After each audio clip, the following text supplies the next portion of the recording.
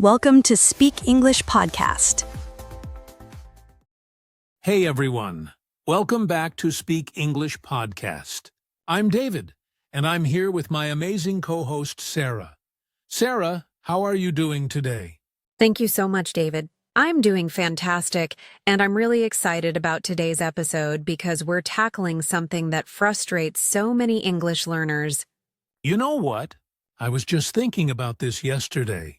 Have you ever been in a situation where you knew exactly what to say in English, but the words just wouldn't come out? Oh my goodness, yes. It's like your brain freezes right when you need it most.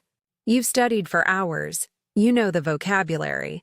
But in real conversations, everything disappears. That's exactly what we're solving today. We're going to show you how to practice English conversations even when you're completely alone, and it's going to change everything. The best part is you don't need apps, classes, or conversation partners. You can start today using techniques that actually prepare your brain for real-life English situations. If you've ever felt nervous speaking English in real situations, this episode is specifically for you. Hit that like button right now if you're ready to build real confidence. And definitely subscribe because we're sharing practical strategies every week that help you move from studying English to actually living it in your daily conversations. So what exactly are solo drills for real-life situations? Think of them as mental rehearsals where you practice English conversations by yourself, but in a very specific way that actually prepares your brain for real interactions with people. The key difference between solo drills and regular study is context and emotion. Instead of just memorizing phrases from a book, you're creating complete scenarios in your mind where you experience the situation as if it were really happening. Your brain doesn't actually know the difference between a well-practiced imaginary conversation and a real one.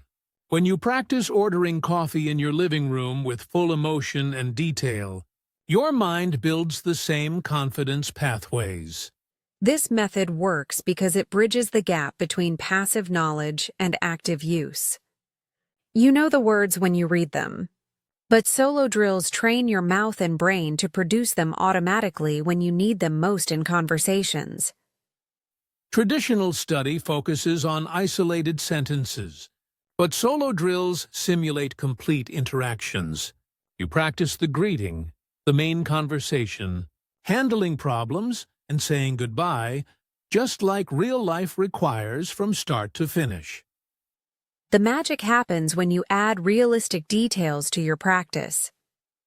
Instead of just saying hello, you imagine the person's face, the location, the sounds around you, and the emotions you might feel during that specific conversation.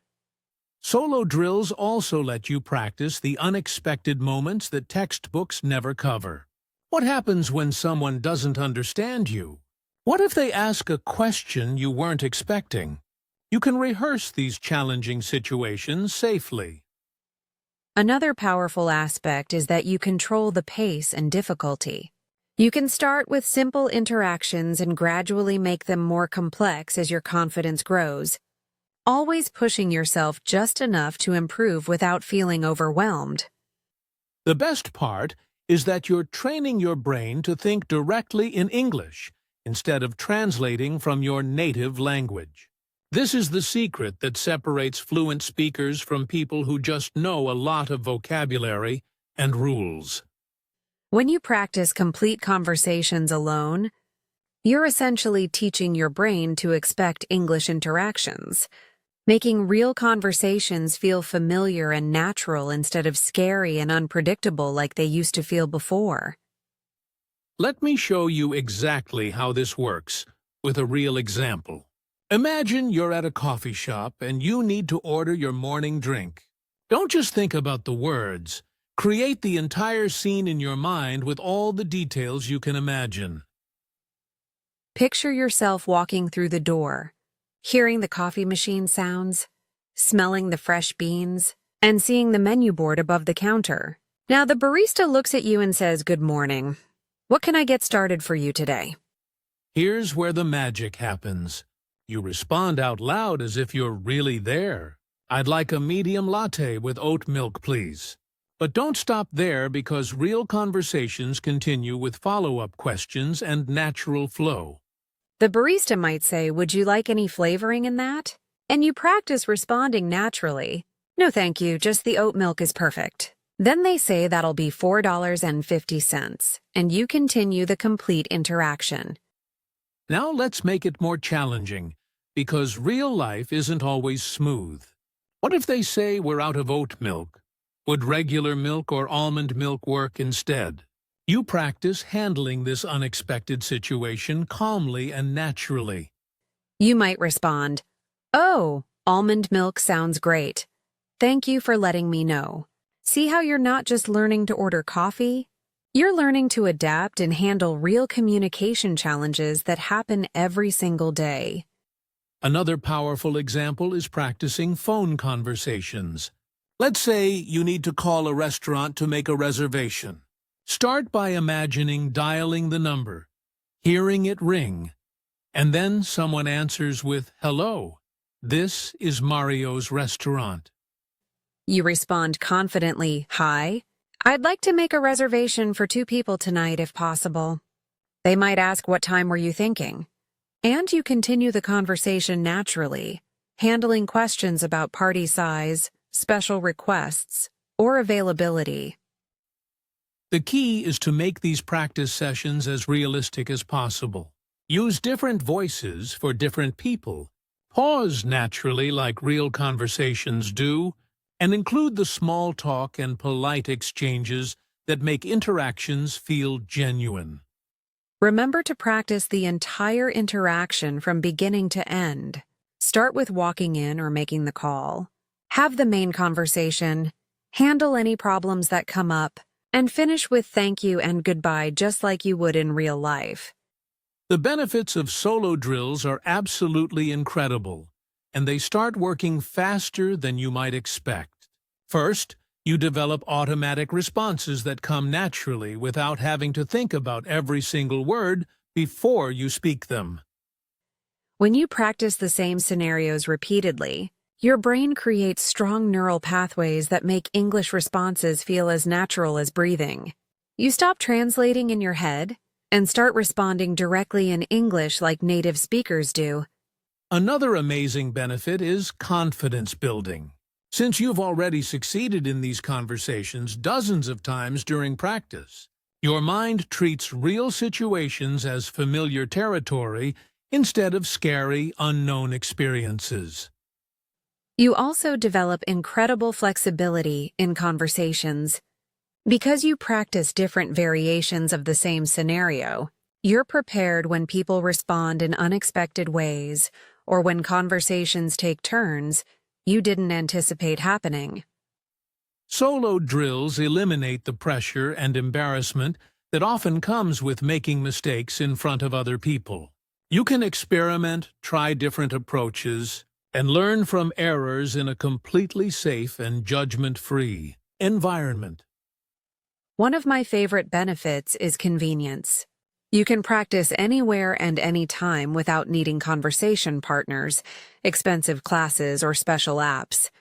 Your bedroom becomes your English laboratory, where improvement happens daily.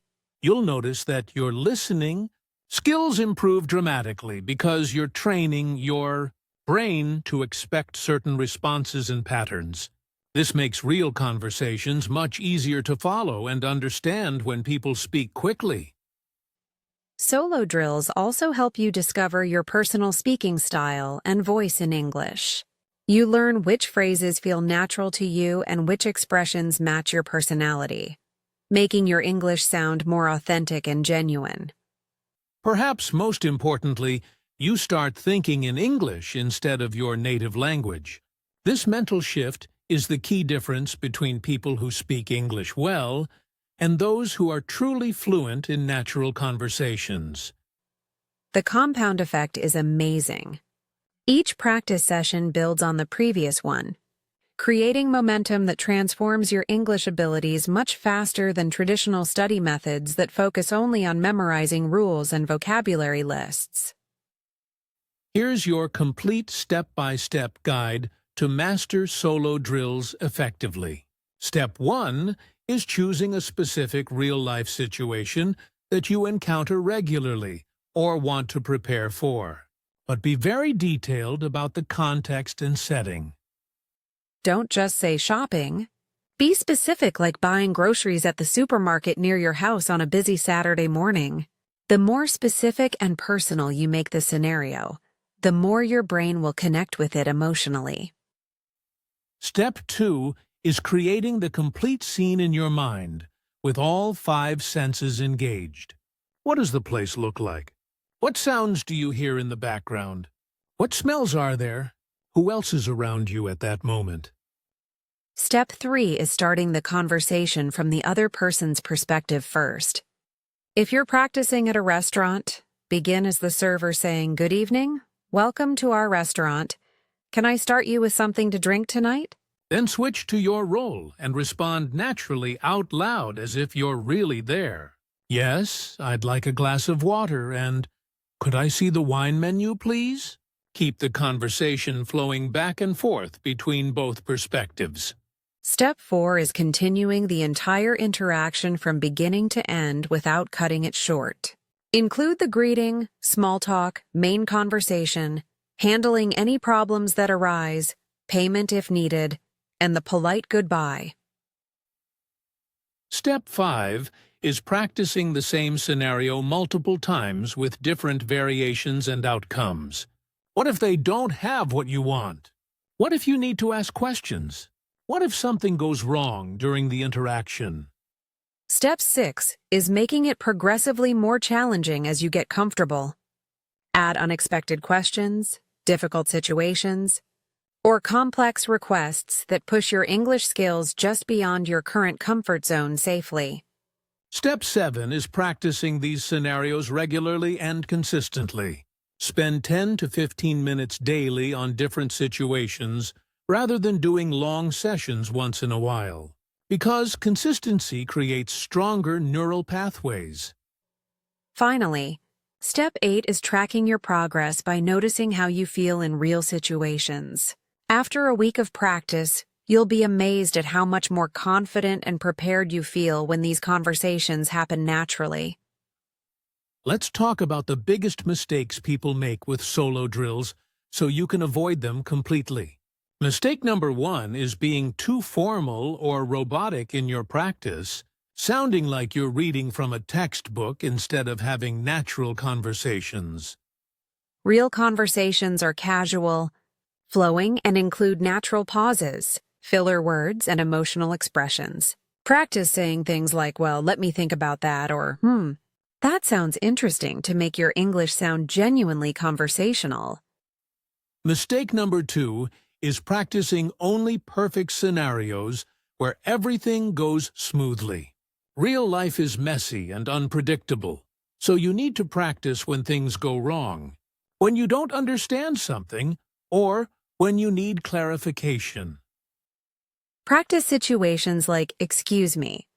Could you repeat that, please?" or "I'm not sure I understand. Could you explain that differently?" These phrases will save you in real conversations when communication breaks down temporarily. Another common error is not using your body and emotions during practice. Stand up, use hand gestures, facial expressions, and actually feel the emotions of the situation you're practicing, because this creates much stronger memory connections. If you're practicing complaining about bad service, actually feel a little frustrated. If you're ordering your favorite food, feel excited about it. Your brain remembers emotional experiences much better than neutral, emotionless practice sessions. Many people also make their practice conversations too short and rushed. Real interactions have natural rhythm, small talk and back and forth, exchanges that build rapport between people before getting to the main point of the conversation. Don't just jump straight to, "I want to buy this item." Start with, "Hello. How are you today? Practice the natural flow of greeting, commenting on the weather, then gradually moving into the main purpose of your conversation. The biggest mistake is giving up too quickly, because solo drills feel awkward and weird at first. You're talking to yourself and it feels strange. But this discomfort is completely normal and disappears within a few practice sessions. Push through that initial awkwardness because the results are absolutely worth it. After just 1 week of consistent practice, you'll notice a dramatic difference in how confident and prepared you feel during real English conversations. Here's your mission for this week that will transform your English confidence completely. Choose 3 specific real-life situations that you encounter regularly, or situations that you want to master for your personal or professional goals. Maybe it's ordering food at your favorite restaurant, asking for directions when you're lost, making small talk with coworkers during lunch break, or calling to schedule appointments with doctors or service providers in your area. For each situation, practice the complete conversation for exactly 5 minutes daily. That's only 15 minutes total per day. But you must do it every single day without skipping, because consistency is what creates lasting change. Set a timer on your phone and fully commit to the exercise during those 5 minutes. Don't just think about it. Speak out loud, use gestures, create the full scene in your mind, and make it as realistic as possible. Here's the challenge part that will prove this method works. By the end of the week, deliberately put yourself in one of these real situations and notice how much more confident and prepared you feel compared to before. Your brain will have already succeeded in this conversation dozens of times during practice, so the real situation will feel familiar and manageable instead of scary and overwhelming like it used to feel in the past. Keep a simple journal or notes on your phone about how each real conversation goes. Notice the difference in your confidence level, your ability to respond quickly, and how natural the English words flow from your mouth. Share your progress with us in the comments section below this video. Tell us which situations you chose to practice and how different they felt after a week of consistent solo drill practice sessions every day. We read every single comment and love hearing success stories from our listeners around the world. Your progress inspires other people who are on the same English learning journey that you're on right now. Remember, this challenge only works if you actually do it, not just think about doing it. Commit to those 15 minutes daily for 7 days and prepare to be amazed at the transformation in your English-speaking confidence. Solo drills for real-life situations aren't just practice exercises. They're confidence builders that prepare your mind for actual English conversations by creating realistic scenarios in your safe practice. Remember, fluency isn't about perfection. It's about communication and feeling confident enough to express yourself naturally when real conversations happen in your daily life with English speakers. Space. These drills give you the tools to communicate effectively in real situations, even when conversations don't go exactly as planned, because you've practiced handling unexpected moments and challenges. If you reached this point in our episode, it means you're serious about improving your English fluency.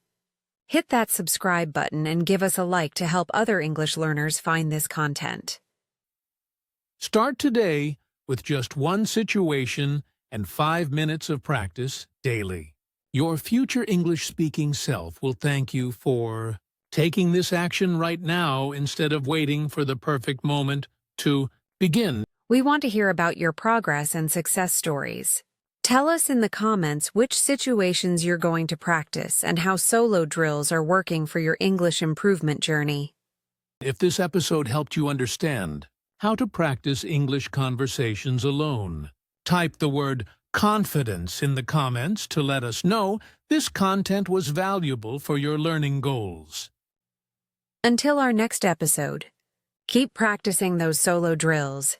Keep building your confidence. And remember that every real conversation starts with the preparation you do when nobody else is watching.